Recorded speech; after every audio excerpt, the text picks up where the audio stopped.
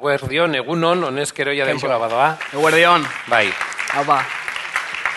Bueno, lehenengo eta behin, eskerrik asko udaltopi eta ona etorri zarien guztioi. Gogoz beteta datorrenez, nik ez dut aurkeztu behingo. Bota. Egin nahi dozune, eskertzekoa da, behar da, zuk badakizu azkena zarela, eta zen dozu, banator da danak neuretzako, bai?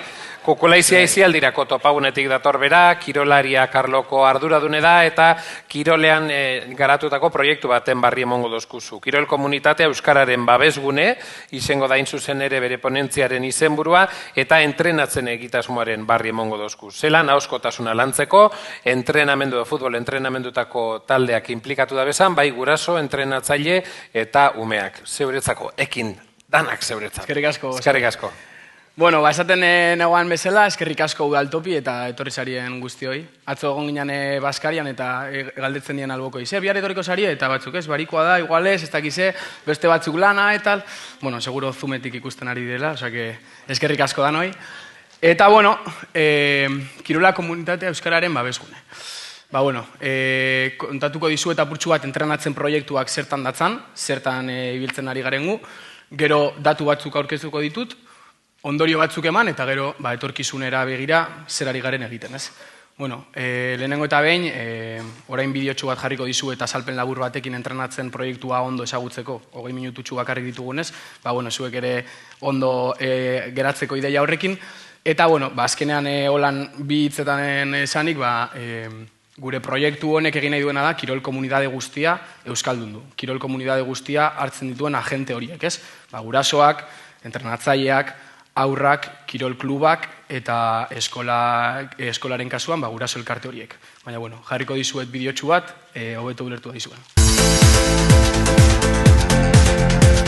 Zer sortzen da kirola euskara hezkuntza ikusentzunezkoak eta gozamena elkartuz gero, entrenatzen proiektua. Kukulaisidik, kirol klubekin eta hezkuntza eta komunitaterekin batera, egitasmo osatu eta erakargarria abiatu genuen, eta bigarren edizioan ere indartsuekin diogu. Entrenatzen proiektuan gaztetxoei elkarrizketak egin eta grabatzen zaizkie partiden ostean. Modu horretan, aurren euskarazko ahozkotasuna landuta kirolguneak euskalduntzea lortu nahi dugu. Gainera, gaztetxoak ez ezik, entrenatzaileak eta familiek ere murgiltzen dira dinamikan. Izan ere, entrenatzaileak dira jokalariei elkarrezketak egiten dizkietenak eta gurasoak grabaketa lanetan aritzen direnak. Proiektu honekin kirol komunitate guztia aktibatzea eta kontzientziatzea lortzen da. Ikastetxeak, entrenatzaileak, klubak, gurasoak, gaztetxoak, hori bai, klub bakoitzaren neurrira eta beharretara egokituta. Motivazio ardatz hartuta guztiontzako erronka lorgarriak jarriko ditugu, bidea gozagarriagoa izan dadin. Proba pilotu honen bigarren edizioa Bilboko Deustu auzoan egingo da eta 3 klubek eta 2 ikastetxek hartuko dute parte. Berbaizu elkartearen laguntzaz, gurasoek, irakasleek eta klubetako zuzendaritza taldeek sentsibilizazio tailer bat jasoko dute hizkuntzarekiko egoera eta errealitatea zein den jakiteko. Gaztetxoekin berriz, ekintza komunikatiboa bera jorratuko da. Azpimarratu behar da, barne egituran euskaraz jorratzeko arazoak dituzten klubek aholkularitza jasotzeko aukera izango dutela. Gogotsu eta babestuta ekingo diogu lanketari. Zenbat eta erosoago sentitu, orduan eta etekin handiagoa lortuko dugu. Kirola eta euskara eskutik eramango ditugu.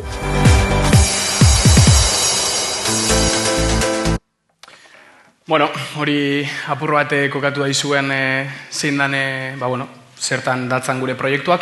Eta, parte hartzen daurien taldeak dira Deustuko futbol taldea, Deustuko arraun taldea, Deustuko ikastola, Artizarrak futbol taldea dela nesken talde bat, eta Intxizu ikastola eta Indarsaski. Orduan, bertan ditugu futboleko klubak, arrauna, saskibaloia, eta, hain sortu dugu bai eskubaloikoa. Eta zergaitik kontatzen dizu eta, jakin nahi zuen lehen esan dauen bezala, erronka lorgarriak direla apur bat gure izpidez. Zergaitik erronka lorgarriak? Askotan uste dugulako ez, proiektu bat nunbaiten txertatzea, ezin dela beti izan bardina, ez? Proiektu bardina dan arren, egoerak ez direlako inoz berdinak, ez? Ez da berdina Bilbon gertatzen den proiektu bat egitea, edo Arrasaten gertatu daitekena, edo dena dalakoa. Hau, Deustun egiten da, eta Deustuko errealitatea bakarrik ikusita oso aldrebesezkoak dira, ez? Gehien bat, eskolak ditugu gure artean, eta klubak. Eta hor, nabaritzen da, adibidez, klubetan, batzutan, euskera ez dala lehenengo pausuan kokatzen, ezta? Lehia dalako agian garrantzitsuagoa, haientzako, edo entrenatzaien bilketa, edo dalako. Orduan, gure proiektuarekin nahi dugu bai kontzientziatu bai klubak eta bai eskolak, euskerak ere ukitzeko hor bere gakoa, ezta? Bere tokia.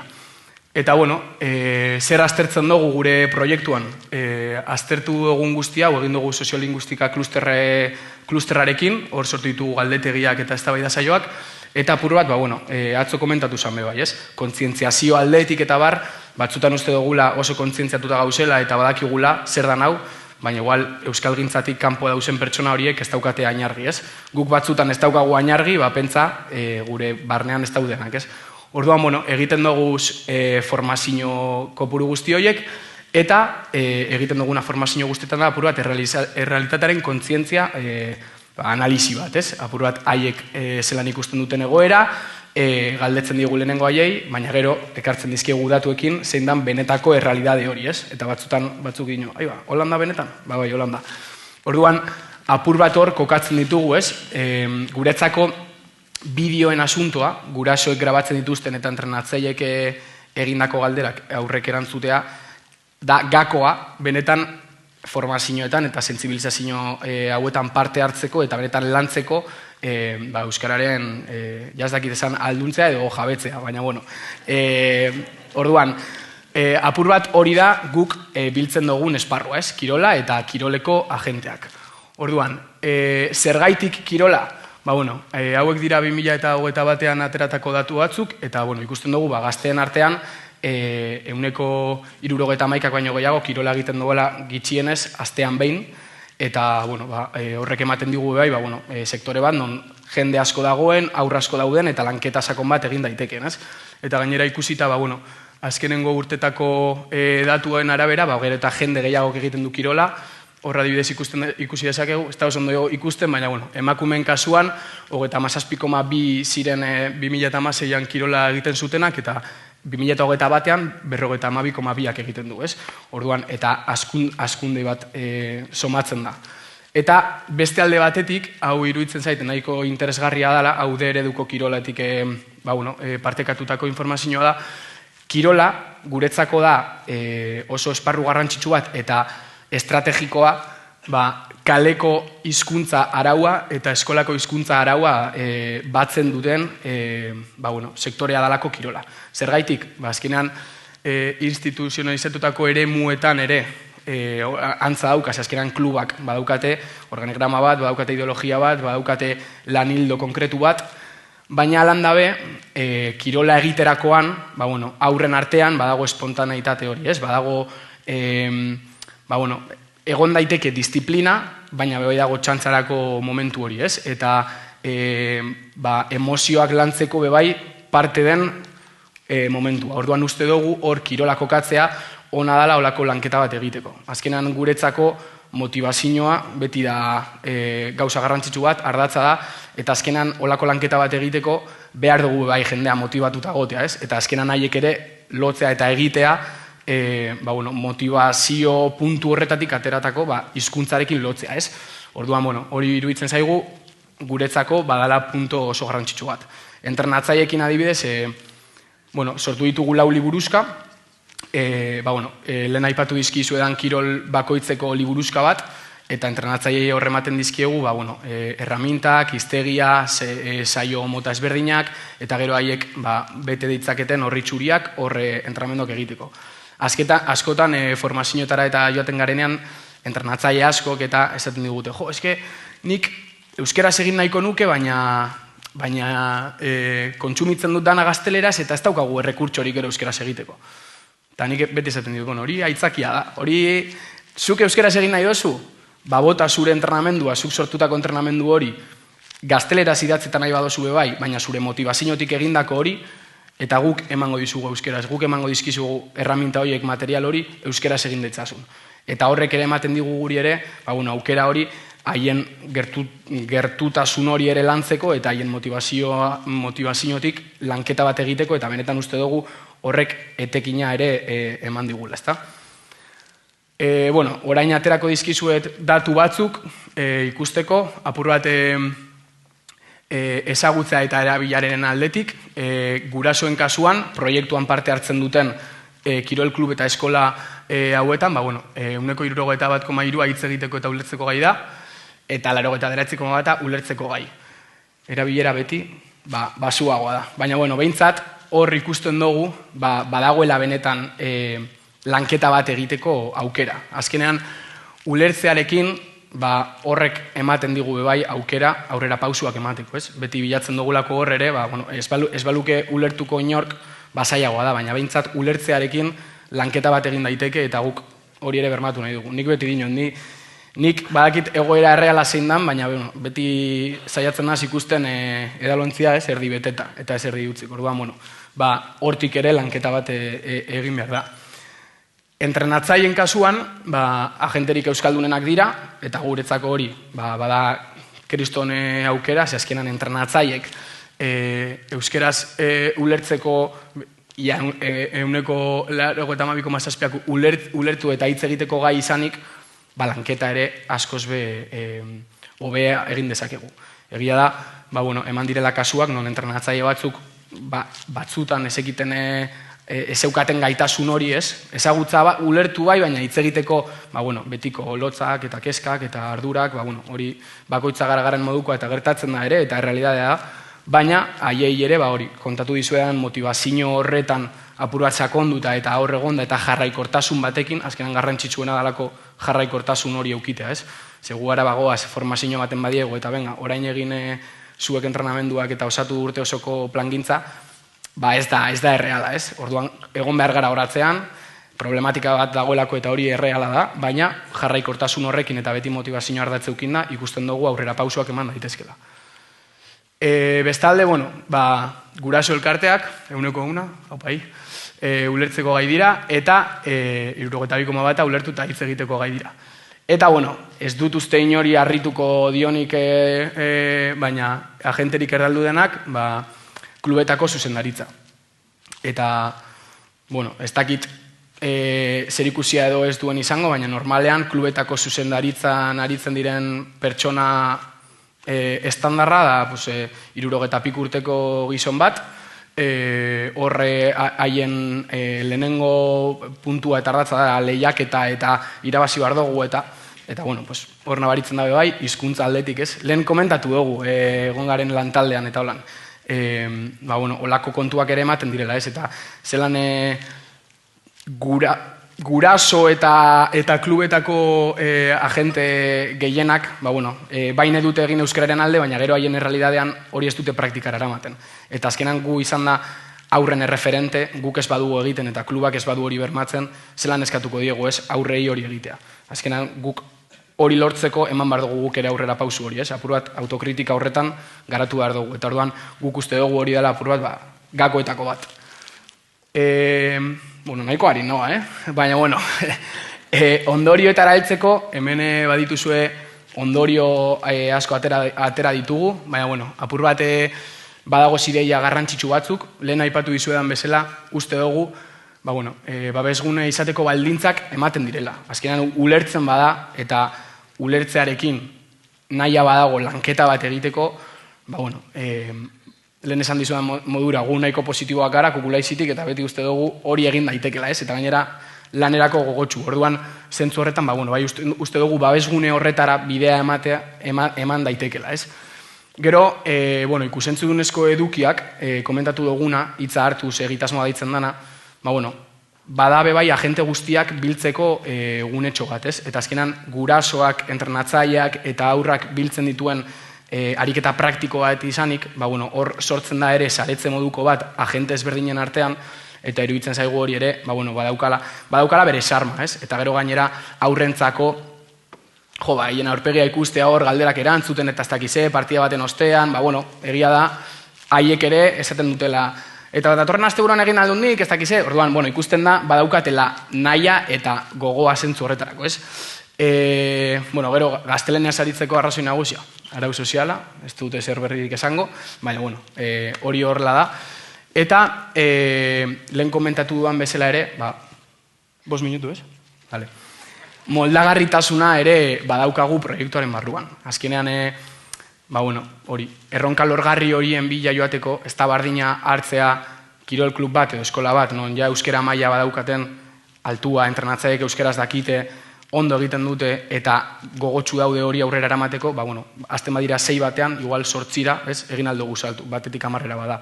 Baina agian beste realidad batera bagoaz, ezin dugu egun batetik bestera batetik 10 salto egin, ez? Utzetik bada, bagoazen utzetik 0,5 horretara salto egitera, ez?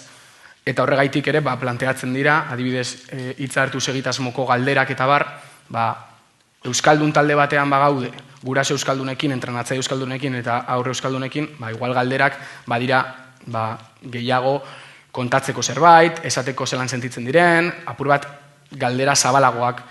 Ez badakite oso ondo, baina ikusten dugu badaukateta nahia, egin ditzagun esko galderak, behintzat euskarara ere apur bat etorteko, ez? Entrenatzaileen formazioan egiten dugu nolan nik esango neuke bitxikeria edo handiena da, apur bat plateatzen diegula entrenamendu bakoitza 5 fasetan. Hasierako agurra, lehenengo beroketak, ekintza tekniko-taktikoak egiten dituzten bitartean zelan jorratu dezaketen, amaierako lusaketak, eta ja etxera doazen momentu hori, ez? Talen atera da zitzaile berritxuen papera.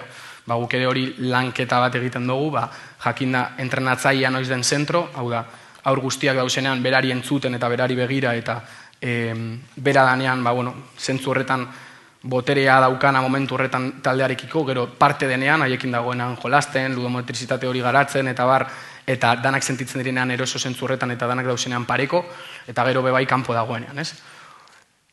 Eta amaitzeko, bai ikusi dugu gure proiektuak hartzen ditu 8 urtetik 16 urterako aurre eta gazteak, lehenen urtean egin genuen 6-8 urtekoekin ere, baina ikusi genuen hor zentzu horretan gatxagoa zela, ez? Adibidez, ez eukatelako beze referentzialtasun hori entrenatzailearekiko oso argi, kontzientzia garatzea gainera adin horretako, beste kontu batera daude eta ulergarria da, eta bai eman behar zaio bakoitzari bere espazioa, hori ere garrantzitsua dalako.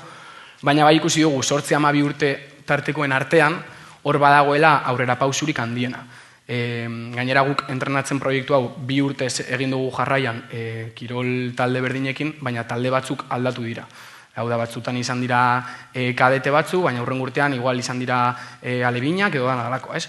Eta bai ikusi dugu parte hartzailean artean 2 urtetan jarraian egon diran talde horiek, logikoki jarraikortasun hori komentatu duguna ikusita, aurrera pausuak eman direla.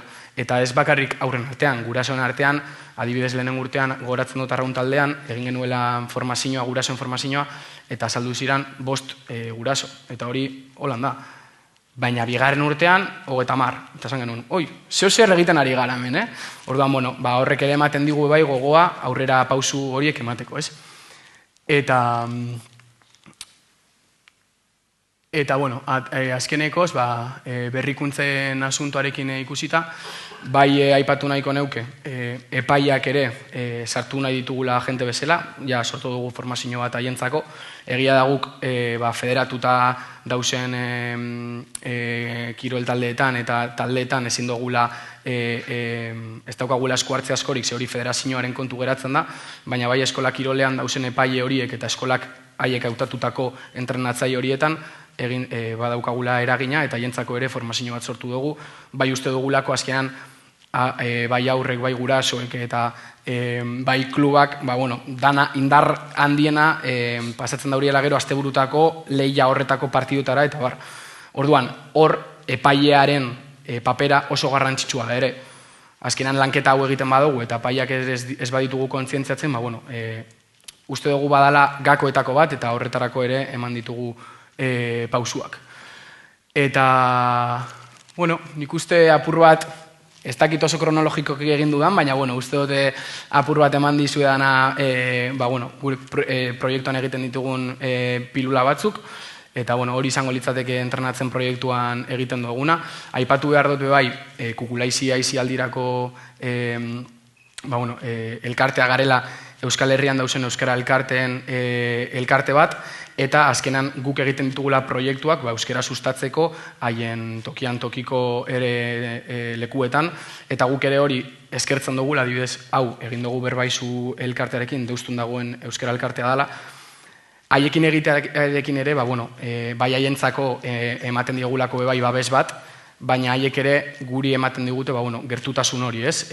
Deusturen errealidadea ondo ezagutzearen gertutasun hori, apur bat erreferentzialtasun horren bila ere joaten garelako, eta hango jendeak hartzen badu esku arte olako proiektuetan, guretzako ere askoz aberasgarriagoa da.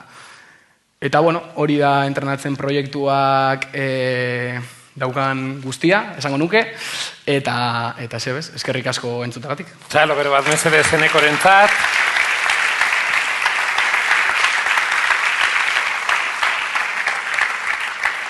Ita honen txandatxua egin behar dugu, luzaketak bai, luzamenduak ez. Bere izten doguz batzuk eta besteak ez da. Orduen, zun bitartez nono galderarik badeko edo hemen baten batek, galderarik egin gure badeutzu enekori egia da sartu da energiaz eta saldu dutzu edana, ederto. Gainera, deustu nibilitan, nik pentsa dut, igual erreka pasau, deia San Mamesen sartu aldira, eta baina horrendik hor lana dago, ez da. Galderarik itaunik, nork finantzatu dau? Eusko Jaurlaritzak, Bizkaiko Foru Aldundiak eta Bilboko Udalak. Garbine, kontatu. Baina, zabalkundea ere egiten ari gara, deustun ari gara orain, baina egia da datorren urteari begira ikusi dugu bebai beste leku batzutatik euki dugu zela deiak eta interesa piztu dala, batez be Bizkaia inguruan, azkenan hor ere lanketa egiten ari gara, orduan hor, Bizkaiko beste leku batzutan, Loiutik, Muskizetik, Zamudiotik, euki ditugu kontaktuak bai klubekin, bai udalekin, datorren urtean ere ikasturte iraietik ekainera arte praktikan jartzeko, eta horretan ari gara, lan. Edarto. Beste galderarik espaldin badau, epaileak txilibutu eukiko bale, ontsonik, eskerrik asko deneko. Aurrera jarraitu behar dugulako hain zuzen be,